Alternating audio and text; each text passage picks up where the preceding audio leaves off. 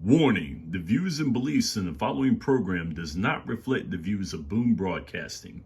We give full creative control to our creators and do not believe in cancel culture. Viewer discretion is advised.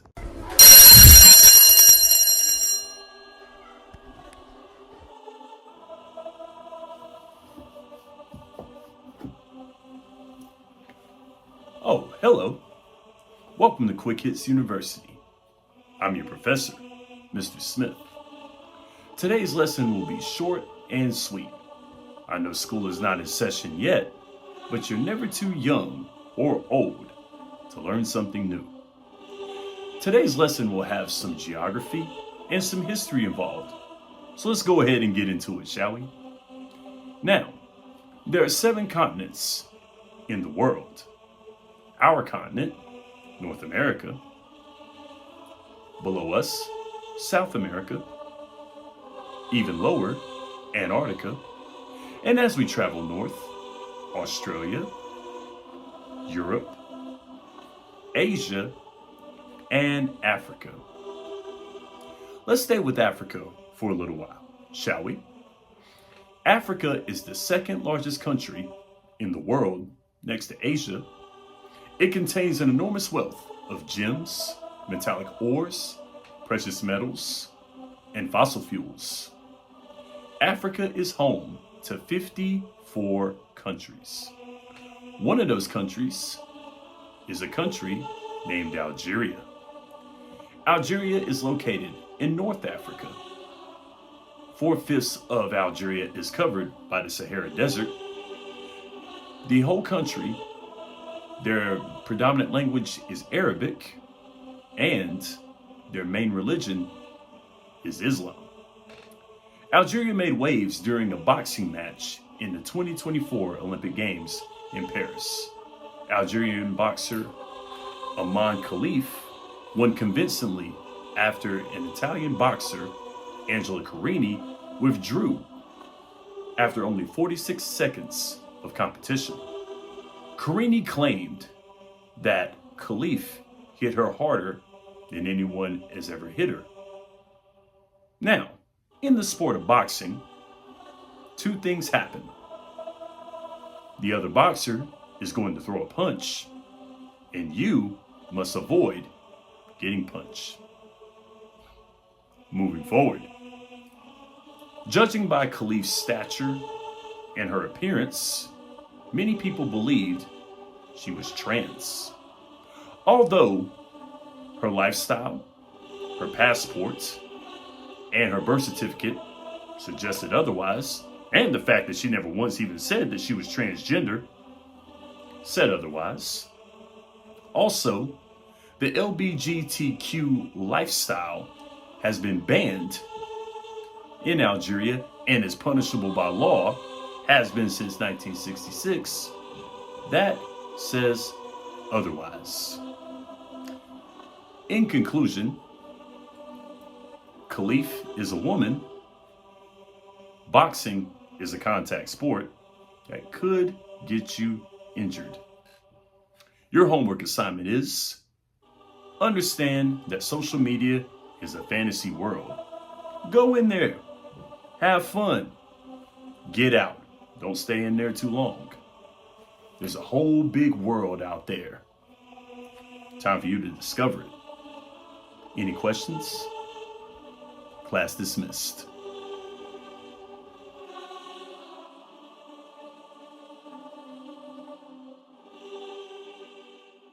Can't fall off, now they holler he'll turn, thinking I'ma sell out, talking just to feel heard. I never listen, although they say it's strictly. Welcome back to Quick Hits. I'm your host, Shannon Smith. The summer of sports is still piping hot, so let's talk about it. For those who didn't watch the UFL, and shame on you if you didn't, it's been 5 long months. It's August, so that means it's football time.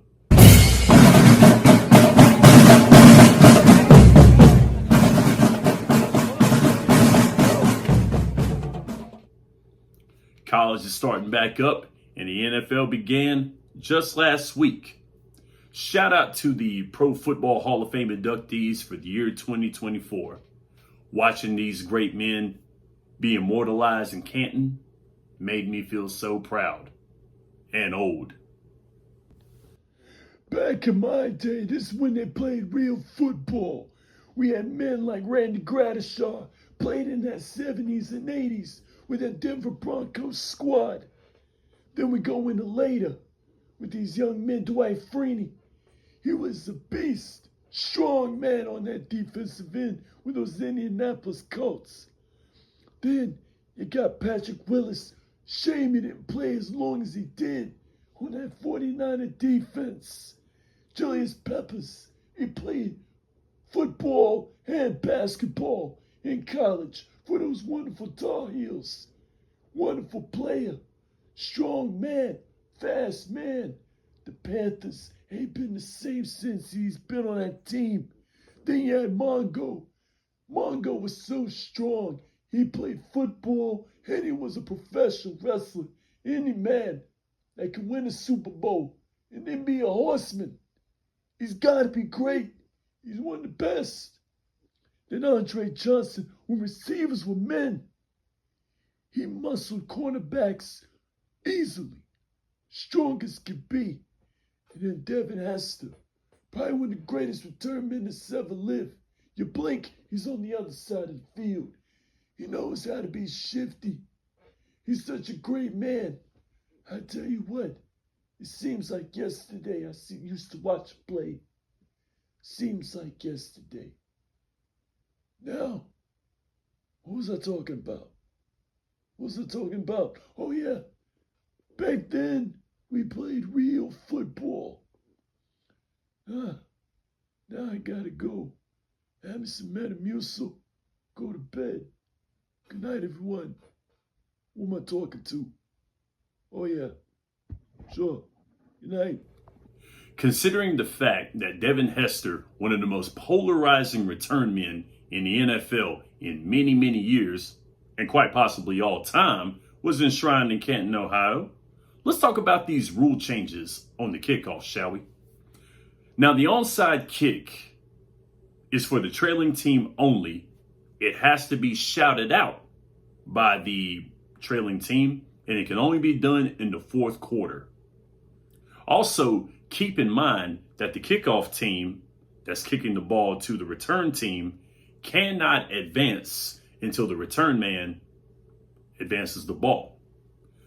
I understand what the NFL is doing by doing this, because last season the decline in numbers in the kickoff really showed. And of course, this is the business we're talking about here. So more polarizing plays plus more points equals more butts and seats. It's basic math. And don't lie to me saying that you wasn't expecting Devin Hester, Dante Hall, or Joshua Cribbs to be running it back every single time, taking it to the house, and you didn't get excited. Don't even lie to me, because I was. We lost another one? They're only giving us 39 games this year? I'm so getting fired. Hey, 45 games out of first place. We can still do it. Come on, White Sox, let's go. Now on to baseball. Your number for today is 21. No, we're not talking about Divine with a kid that can't do math. I'm talking about the 21 consecutive games that the Chicago White Sox lost, which ties an AL record set by the 1988 Baltimore Orioles. Now, I'm going to let them live, considering the fact that they play in the gauntlet of a division where the Cleveland Guardians are one of the best teams in all of baseball. Not to mention Kansas City and Minnesota have over 60 games won apiece.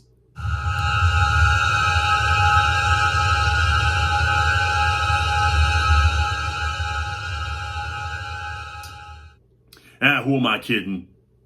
If you put them in any division, it'd be a gauntlet, considering the fact they've only won 27 games and are probably on pace to winning maybe 40 in all of Major League Baseball. If you're a Chicago White Sox fan, this moment of silence is for you. Piggybacking off of last week, I love the Olympics. I'm a sports fan, and if you're a sports fan, it's a dream for you because so many sports, a lot of time to watch them, some good stuff. Now, a lot of these sports in the Olympics, I do know, like basketball, soccer, track and field, boxing, and tennis. Know those sports. Watch them on TV all the time. Some sports I don't know. And even though I don't know these sports, I like to learn about them. And I like to watch them and see what it is that I can learn about the sport. And some of those sports I want to share with you what I've learned. One of those sports is fencing. Now, I don't know if you've watched our women's fencing team, but you need to watch them. If you got Peacock, go back and watch our women. They did a wonderful job this year. 2 gold medals, 1 silver, 1 bronze. Mad respect for those ladies. Good stuff. Now, I watched these ladies compete in the foil, the EP. I think I got it right. I think it's EP. And then the saber. Those are the 3 disciplines of fencing. And I watched them compete in all of them. And when they were competing, and I don't want to disrespect the sport of fencing. The sport does a lot about teaching you swordsmanship and things of that nature, and that's pretty dope. It's a skill that can be used in life. But when I watch fencing, I don't want anybody to think I disrespect them or anything like that. But I thought about my man Zorro. Zorro, when you take the sword and he carves a Z in you. I thought about Zorro. And back in the day when I used to watch Zorro, that was pretty dope. And then, of course, I thought about the 3 Musketeers. Athos, Porthos, Aramis, and then my man D'Artagnan coming into the fold. So I thought about the 3 Musketeers. How they would always sword fight. It is. The games are in Paris. They're French. Hey, so the correlation is there. And with that also, too, I thought about the episode of Tom and Jerry where Jerry goes in there with the sword and goes, "I'm God." And the little mouse hits him in the butt with it. "Touche, pussycat." I think about that when I watch fencing. So, little dumb stuff right there. Hopefully anybody who does fencing or is a fencer, don't take offense to that because I have mad respect for the sport. That's just what that reminded me of. And then there's water polo. I'm going to tell you what. I understand why Flavor Flav gave his money to the women's water polo team. Bless those ladies. Bless the men who do water polo. Anybody who does water polo, you have to be some type of athlete to play water polo. Because you got to swim and then throw the ball into the net. I got tired watching them, all the water and then, having to go forward and swim, having to swim forward, your shoulders, all that other stuff. I'm just like, man, that's insane. Plus you're in the water and man, cardio, swimming is more cardiovascular. Like you use more of your cardio, more of your breathing inside of the pool than you do running. So for participating in that sport, you got to have an iron will. You got to be tough as nails to do water polo. Shout out to them. Monster athletes. Good job. And then I watched rugby. Now, I've seen some rugby. Shout out to the Lost Wombat, an Australian restaurant around my way. Like that place a lot. Good food. But I watched rugby and I'm like, man, rugby's cool. It's dope. I'll watch it. Go watch a little more of it. But I watched our women's rugby team. The highlight of the lady on our team, boy, when she she busted through those women trying to tackle her, and she just ran it straight for the score. That was cool. Loved every bit of that. But I thought long and hard about rugby, and I played a little bit of that in my lifetime. Back in the days on the schoolyard, I played that rugby. I played a little bit of rugby. Didn't know what it was, but the version of rugby I'm talking about is kill the man with the ball. If you had the ball, everybody ran after you. You had to get away. You had to get away from everybody. If they took the ball from you, whoever had the ball, they were next. That was kind of like what rugby was. I was like, man, so I've been playing rugby and didn't even know it. So yes, very good sport. Rugby's cool. I like rugby. Good stuff. Now, if I had to choose a favorite sport out of the sports I don't know, it's got to be handball. Now, handball, when I was introduced to handball, I remember watching it, and I believe it was the 2004 Olympics, when we were in Sydney, I believe. And I was getting up watching the Olympics, and I got up, and one of the first things I watched was handball. Didn't know what it was. Had no idea what it was. But I tell you what, I was very, very happy. Like, I was the same feeling I got when Ultimate Frisbee was introduced to me my freshman year of high school. That's how I felt when I was introduced to handball. That was cool.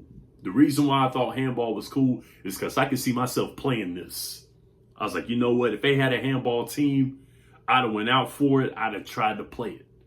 So that was what I liked. Handball is cool. I'll definitely watch handball. Now, the more I watched handball, the more I realized this is a random sport. You've got a soccer net here. It's played inside in like a gymnasium with basketball, because I've seen some of those guys dribbling it like a basketball and then going in there and trying to throw it into the net. So I was thinking, I'm like, you know what? This is a random game, and this is why I like it, because of all the random aspects a part of the game. Now, without looking it up or without really knowing the sport, I got a funny feeling that I know how this sport came about. And the reason why I know this is because it reminds me of a story when I was a substitute teacher. And this was around my first years, about 2018, 2019, around that time. I was subbing PE at one of our local elementary schools. I get there, I know I'm subbing PE, I'm happy about it, I love subbing PE. PE is dope. So I'm in there, I go into the school, and of course I know I'm doing PE, so I walk in there, and I'm wondering if we have any lesson plans. We had no lesson plans. So I'm pretty much having to string this along. I had to really, really think hard, and I had to work with what I had. Thanks to YouTube, I found a few games and I was able to work it. Me and the kids had a wonderful time. I had kindergarten through 5th grade all through that day. They were a great group. Had fun with them all. It was some good stuff. Had a great time. Subbing was dope. Miss it sometimes, but if I was subbing, I wouldn't be able to be doing this right here. So I thought about that. That day I didn't have those lesson plans, and I had to wing it. I feel like the guy or girl, whoever it was that invented handball, which I'm pretty sure probably was a man since it's an older sport, but I feel like that guy was a gym teacher, and he didn't know how to occupy these kids. He had some kids that were coming, and he had to think of something. And he looked around with what he had. He's like, well, I got a soccer net here. I got this ball right here. We're in a gym. Let me make up some rules right quick. So he went in there and he worked magic. and handball was made. Handball was introduced in 1936 Olympics. It was played for the first time, and then women's handball was played in the 76 Olympics. Handball still being played right now in the Olympics. We got ourselves a sport. This is why you gotta love sports, because it finds a way to bring people together. It makes you use what you have. Sometimes sports are simple, sometimes they're not. But in this case right here, sports worked out. It's bringing people together. It's working. I know that there's been negative pub about the Olympics over certain things, but for the most part, it's bringing all these countries together, people of all walks of life together, and it's making it a common ground, and people are showing each other respect through sports. So the Olympics, good job. Very good job. And that is our show. We covered the Olympics, we covered baseball, we covered football. Next week, let's have more of the same, shall we? Episode number 5 in the books. Thank you for watching. I'm Shannon Smith, and this is Quick Hits.